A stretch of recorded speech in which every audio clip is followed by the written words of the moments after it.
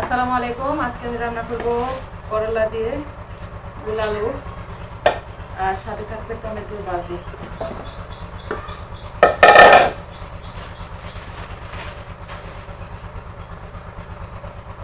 অনেকদিন হলো করলা ঝুল করে খাওয়া হয় না, আজকে ভাবলাম যে একটু ঝুল করে খাই। আর 2 দিন পরে তো ঈদ, দেখা যাবে এই করলাগুলো ফ্রিজে থাকলে নষ্ট হয়ে যাবে।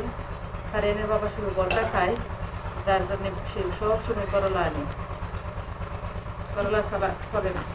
আবার 2 দিন পর ঈদ পেলে দেখা যাবে যে ঈদের পরের দিনই আবার বাড়িতে থাকবো না, চলে যাব বাবার বাড়িতে।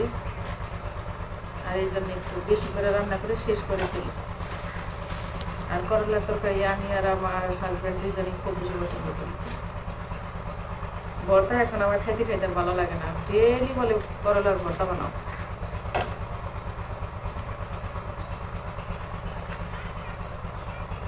আর এই বিচিটা রাখবো, রাইখে আমি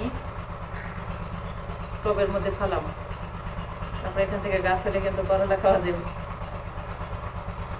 সাইডে রেখে দিলাম।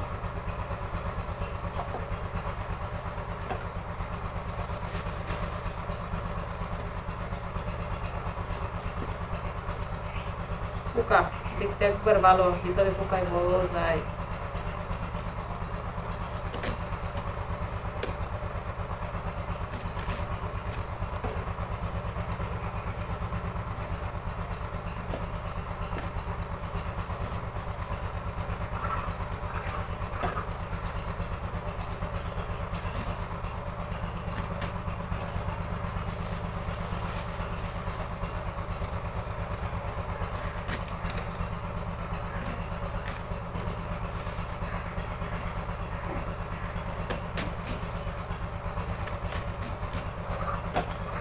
কাটাকাটি করতে কিন্তু আমার অনেক টাইম লেগে যাবে। এ পর্যন্ত সাথে থাকবেন এবং রান্না করব, দেখতে থাকবেন এবং পাশে থাকবেন। ভিডিওটা সম্পূর্ণ দেখবেন, দেখে লাইক এবং কমেন্ট, নতুন হলে একটু সাবস্ক্রাইব করবেন।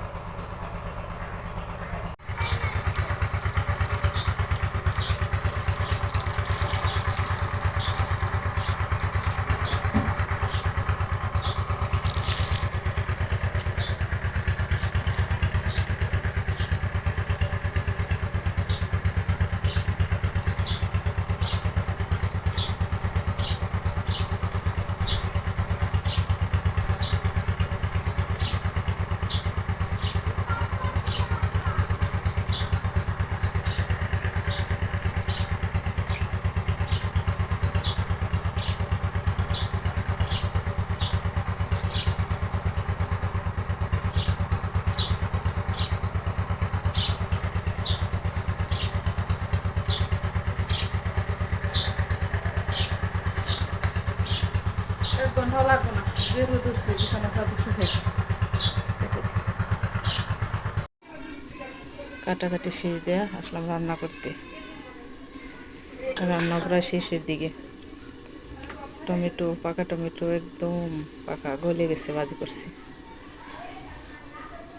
বুট, করলা